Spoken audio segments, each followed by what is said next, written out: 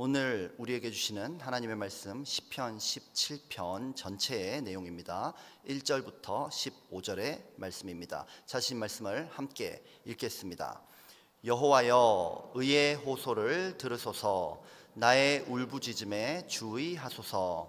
거짓되지 아니한 입술에서 나오는 나의 기도에 귀를 기울이소서. 주께서 나를 판단하시며 주의 눈으로 공평함을 살피소서. 주께서 내 마음을 시험하시고 밤에 내게 오시어서 나를 감찰하셨으나 흠을 찾지 못하셨사오니 내가 결심하고 입으로 범죄하지 아니하리이다.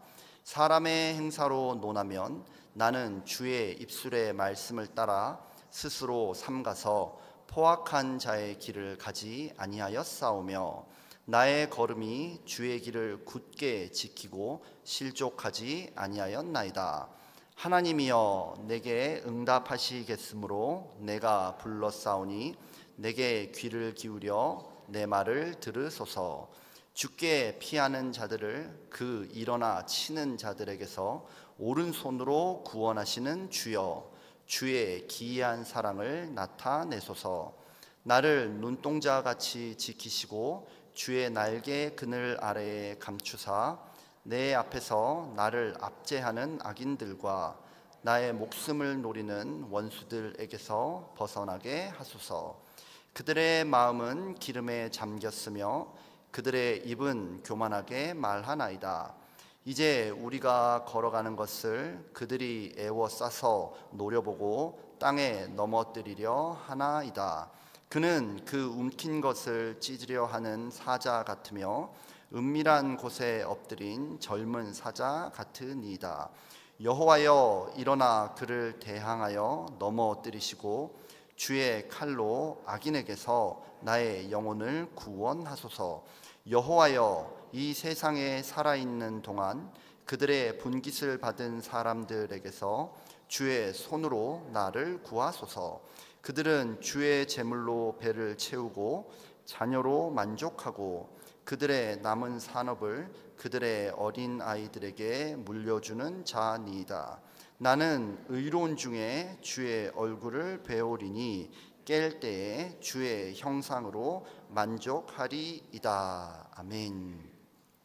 오늘 본문은 다윗의 기도입니다. 지금 다윗은 악인들과 원수들로 인해서 심각한 곤란을 겪고 있지요. 악인들은 다윗을 압제하고 있고 원수들은 다윗의 생명을 노리고 있습니다. 이런 문제들로부터 벗어날 방법이 없는 다윗은 하나님께 피합니다. 자신을 보호해 주시고 이 문제들로부터 건져줄 수 있는 유일한 피난처인 하나님 앞으로 달려가는 다윗의 방법은 무엇입니까? 바로 기도입니다. 저는 오늘 다윗의 기도문인 시편 17편을 통해 우리에게 주시는 은혜를 내게 응답하시겠으므로 라는 제목으로 여러분과 나누고자 합니다. 첫째로 저는 오늘 본문을 읽을 때 우리가 흔히 겪게 되는 불편함에 관해서 이야기를 해보고 싶습니다. 이 불편함의 핵심이 무엇이냐면요, 다윗이 너무 뻔뻔해 보인다는 겁니다. 다윗은 1절에서 하나님을 향해 내 기도에 주의하고 귀를 기울이라고 말합니다.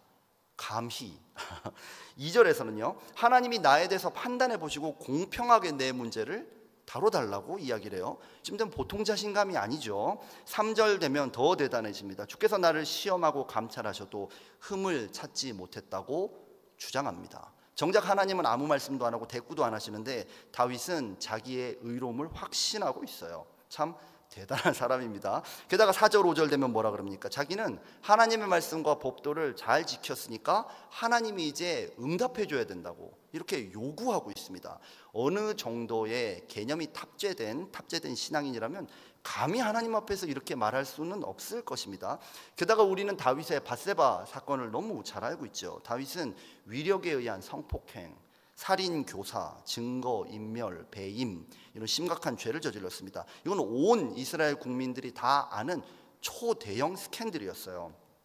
만약에 오늘의 시가 다윗의 밧세바 사건 이후에 쓰여졌다면, 즉 다윗의 허물이 온 천하에 드러난 다음에 이 시를 썼다면 이 시는요 진짜 손바닥으로 하늘 가리려는 그런 거밖에 안 될 겁니다. 또 만약 밧세바 사건 이전에 쓰였다 할지라도 밧세바 사건이 터졌으면 나 부끄러워서 이 시를 전량 회수 조치하고 폐기하지 않았겠습니까? 이런 다윗이 6절에서 이렇게 말해요. 하나님이여 내게 응답하시겠으므로 내가 불렀사오니 내게 귀를 기울여 내 말을 들으소서. 정말 다윗이 이렇게 말해도 되는 겁니까? 다윗보다 덜 심각한 죄를 저지른 우리도 하나님 앞에서 감히 이렇게 기도하기는 쉽지 않을 것입니다. 적어도 오늘 시편 수준의 기도를 드리고 하나님께 응답을 마땅히 받겠다는 그 정도의 요구를 하려면 엄청난 의인이어야 되지 않겠습니까? 다윗은 물론 우리도 그런 수준에는 이르지 못해요. 게다가 다윗은 어떻습니까? 다윗은 율법의 적용을 받아요. 그러나 우리는 예수님의 법을 적용받지 않습니까? 그렇기 때문에 우리는 형제를 미워만 해도 살인입니다.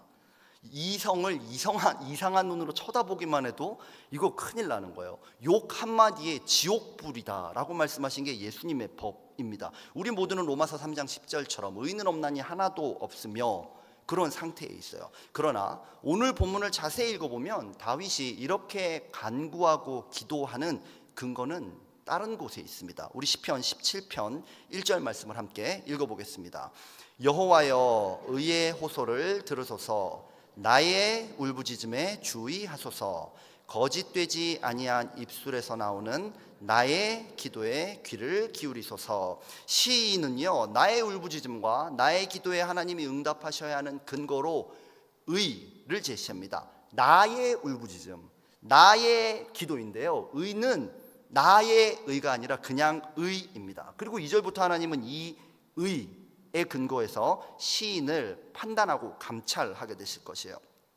이 의는 과연 누구의 의이겠습니까? 만약 이것이 선과 악을 나누는 절대 기준이고 누군가의 호소에 법정적으로 응답하는 의라고 한다면 이 의는 분명히 하나님의 의입니다. 시인은 하나님의 의에 근거해서 기도응답을 요청하고 있는 것이에요. 또 4절을 보면 나는 주의 입술의 말씀을 따라서 스스로 삼가서 포악한 자의 길을 가지 아니하였사오며 라고 합니다. 한국어 성경을 읽어보면 내가 마치 의지적으로 그 길을 선택해서 간 것처럼 번역이 되어 있어요. 사실은요 그 번역보다는 내가 주의 말씀에 의해서 내가 그 말씀 안에 있었기 때문에 나는 그 길을 걸을 수 있었다라고 번역하는 것이 히브리 원문을 보면 조금 더 정확한 것 같습니다. 그러니까 시인이 포악한 자, 악한 자의 길을 걷지 않았던 가장 중요한 이유는 무엇이냐? 주님의 말씀 덕분이었습니다. 5절을 보면 나의 걸음이 주의 길을 굳게 지키고 실족하지 아니하였나이다 라고 하죠.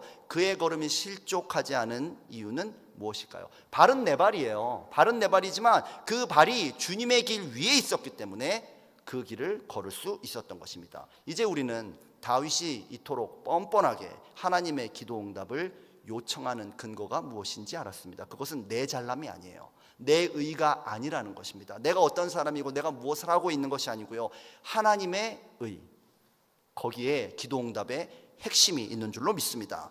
혹시 여러분 가운데 오늘 본문의 다윗처럼 자신을 압제하는 대적과 문제를 만난 분들이 있습니까? 움킨 것을 찢으려 하는 사자, 은밀한 곳에 엎드린 젊은 사자가 내 인생을 삼키려고 준비 중에 있습니까? 오늘 다윗처럼 하나님의 의를 붙들고 기도하시기 바랍니다. 내가 할 수 있는 거, 내가 할 수 있다고 생각하는 것까지 다 내려놓고요, 오직 하나님의 의로우심, 나를 사랑하시고 내 편이 되어주겠다고 약속하신 하나님의 의, 그 의를 붙들면요, 본문 8절처럼 나를 눈동자같이 지키시고 주의 날개 그늘 아래 감추사 승리케 하시는 주님을 만나게 될 줄로 믿습니다. 하나님, 나는요 하나님 덕분에요, 하나님 때문에요, 하나님으로 인해서 기도 응답을 믿습니다 하면 내 믿음대로 될지어다 응답하실 줄 믿습니다.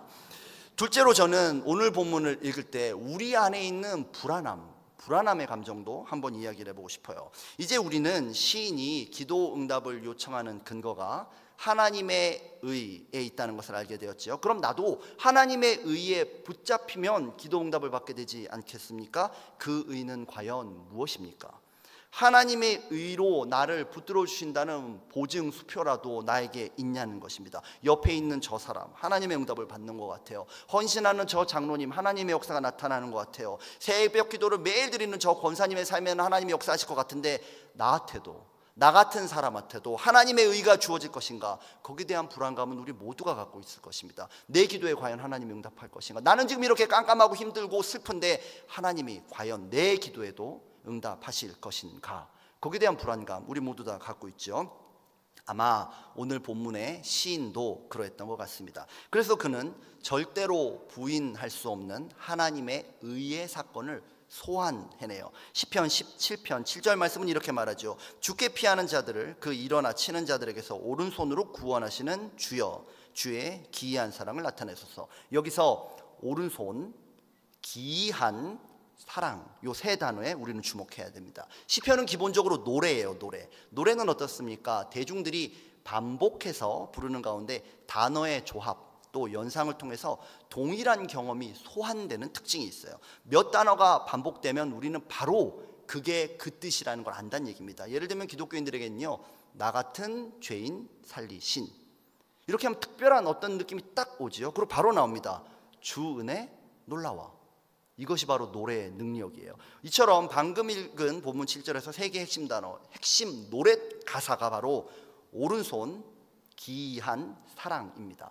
이 세 단어를요, 이스라엘 사람들은 딱 듣는 순간 모세의 노래가 바로 소환됩니다. 이스라엘은 출애굽해서 홍해를 건넌 다음에 모세의 노래를 지어 부르잖아요. 이 노래에 나오는 중요한 가사가 이렇습니다. 출애굽기 15장 11절부터 13절인데요. 기이한 일을 행하는 자가 누구니까? 주께서 오른손을 드신즉 땅이 그들을 삼켰나이다. 주의 인자하심으로 주께서 구속하신 백성을 인도하시되라고 합니다. 여기 나오는 기이한, 오른손, 인자하심이요, 바로 오늘 시편에 등장하는 오른손, 기이한 사랑과 동일합니다. 출애굽기에는 인자하심으로 번역을 했고 오늘 시편에서는 똑같은 히브리어 단어가 사랑으로 다르게 번역이 되어 있을 뿐이에요. 결국 기도응답을 받도록 하는 가장 강력한 근거는 하나님의 의인데요, 이 의가 이미 출애굽 사건으로부터 드러났다는 겁니다. 잘난 것 하나 없고 의로운 것 하나 없고 불만 불평에 가득한 이스라엘을 위해서 하나님은 강력한 대적 애굽을 격파하시고 사자 같은 바로 왕으로부터 구원해내셨다. 그 역사적인 기록, 사실, 온 민족이 보고 느끼고 체험했던 그 기록, 그것이 바로 오늘 우리의 의라고 말하는 것입니다. 그들이 잘나서, 그들이 똑똑해서 하나님 앞에 뭔가 대단한 걸 해가지고요, 그들이 하늘에 올라가는 믿음이 있어서 하나님이 구원해 주신 것이 아니고 하나님께서 그들의 고난을 보고 듣고 내려오셔서 그들의 기도에 응답해 주셨다. 이것이 바로 출애굽의 기록 아닙니까? 하나님이 하나님의 지극한 사랑과 의를 가지고 이 땅에 개입해 들어오셨다. 그것이 바로 하나님의 의입니다. 다윗은요, 출애굽을 직접 경험한 적이 없습니다. 그러나 과거의 그 사건을 바라보고 기억하고 믿으니 나에게도 역사하실 하나님의 의 믿어지는 겁니다. 이 출애굽의 하나님이요, 이스라엘의 하나님 또한 오늘 시편을 쓴 다윗의 하나님이며 우리의 하나님입니다. 왜냐고요? 우리에게는요, 출애굽보다 더 놀랍고 확실한 사건이 있기 때문이에요. 우리의 모든 인생의 고난을 다 해결하시려고 이 땅에 개입해 들어오신 성탄의 구주 예수 그리스도, 그분이 우리를 위하여 수치당하고 그분이 우리를 위하여 죽고 그분이 우리를 위하여 가시면류관을 썼기 때문에 그분의 의가 우리에게 전이 되었다. 하나님의 의가 그렇게 우리에게 이루어졌다. 그러므로요, 우리는요, 어제 너무 힘들었어요. 오늘도 너무 힘겨워요. 그러나 우리는 하나님의 의에 붙들려서 기도응답을 확신하게 되는 줄로 믿습니다. 이렇게 가장 확실한 구원의 능력, 예수님이 있으면 기도응답은 반드시 일어나게 될 줄로 믿습니다. 로마서 8장 33절에서 34절을 우리 다 함께 큰 소리로 읽어보겠습니다. 누가 능히 하나님께서 택하신 자들을 고발하리요? 의롭다 하신 이는 하나님이시니 누가 정죄하리요? 죽으실 뿐 아니라 다시 살아나신 이는 그리스도 예수시니 그는 하나님 우편에 계신 자요 우리를 위하여 간구하시는 자시니라. 오늘 우리는 하나님의 의로 말미암는 구원 그리고 기도응답에 관해서 나누었습니다. 오늘 시는 이렇게 끝이 나요. 15절에서 나는 의로운 중에 주의 얼굴을 배우리니 깰 때에 주의 형상으로 만족하리이다. 예수 그리스도 안에서 하나님의 의에 붙들림으로 예수 그리스도의 얼굴을 보고 예수 그리스도의 형상으로 만족함으로 승리하는 여러분들 되기를 예수님의 이름으로 축원합니다. 아멘.